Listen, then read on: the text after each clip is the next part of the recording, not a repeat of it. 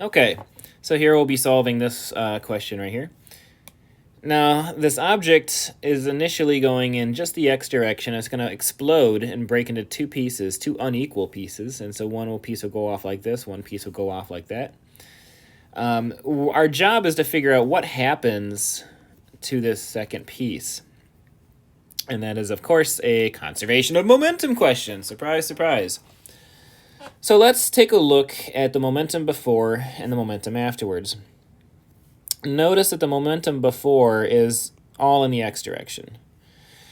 The momentum afterwards is a combination of x and y. So let's just start with the x direction.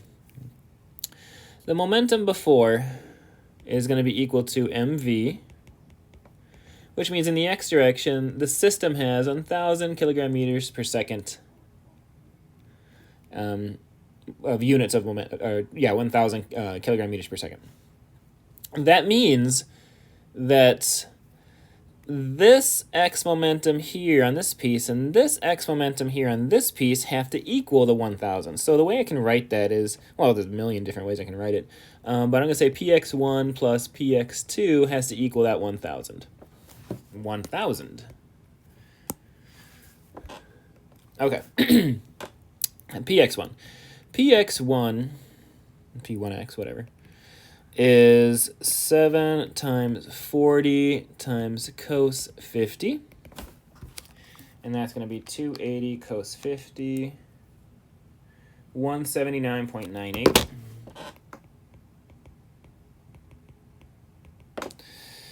Now the P2, P2x has to be the remainder of that amount. So this is going to be, survey says, 820.02.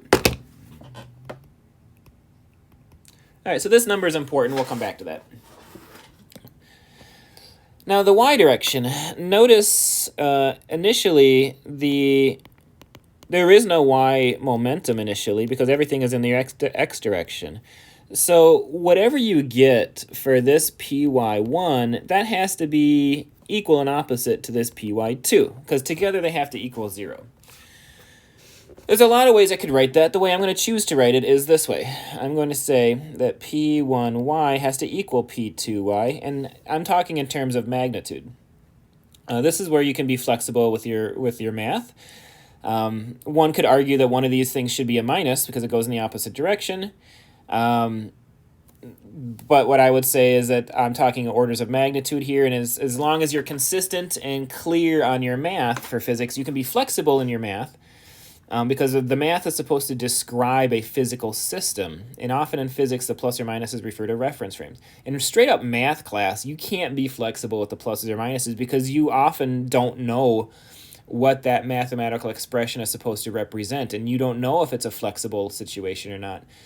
So that's the difference. One of many differences between math and physics is that physics is applied mathematics, and the mathematics is used to describe a physics situation. So yes, as long as your physics understanding is clear, you can be flexible in how you treat it mathematically. Okay, so moving on. So P1y is going to be 7 times 40 times the sine of 50.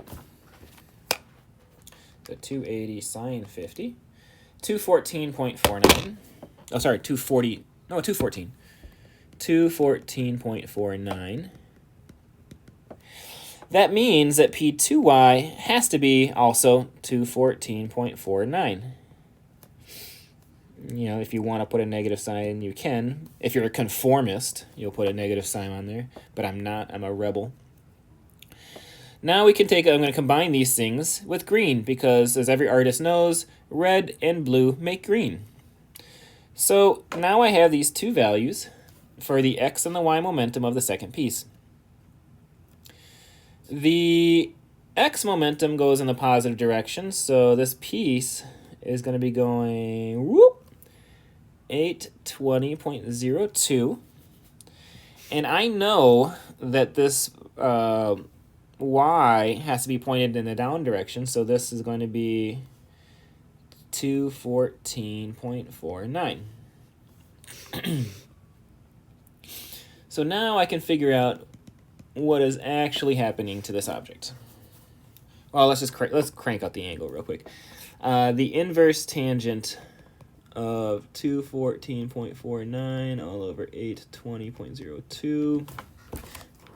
So let's just do that one.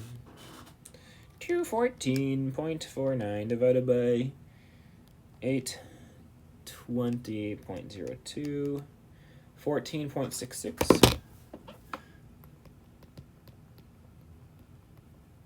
Okay, so now we can get this final momentum. We have to get the final momentum because we're looking for the final velocity, if you didn't catch that already. So using, we're going to use Pythagorean theorem, so 820.02 squared plus 214.49 squared, take the square root, 847.61.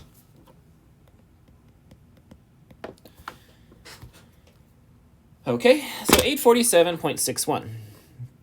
So the final momentum is equal to the final mass. This mass is 3 times VF. So that was your final momentum. So let's just take that number divided by 3. 282.54.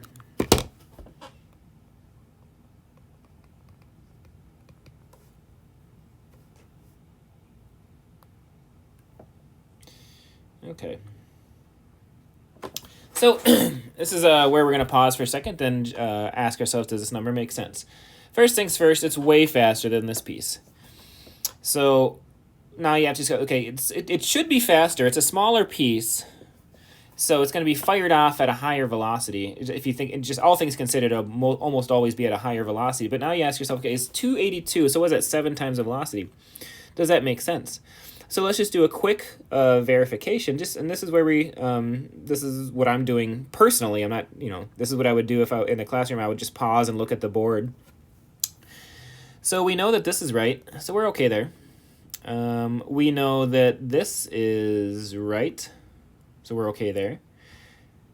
We know that this is right, so we're okay there. So this we can have faith in, that is 820.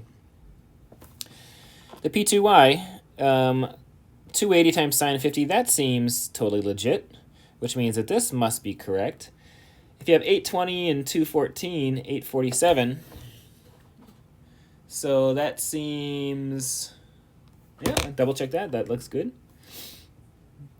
All right. So, and then the mass is correct. So it is what it is. In this case, the velocity will go off very, very high.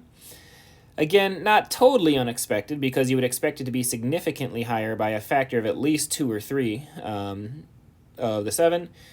But, when you make up these numbers, sometimes you get an answer that just on the surface seems a little weird, but hey, we're going to have faith in it. So the correct answer is 282.54 meters per second.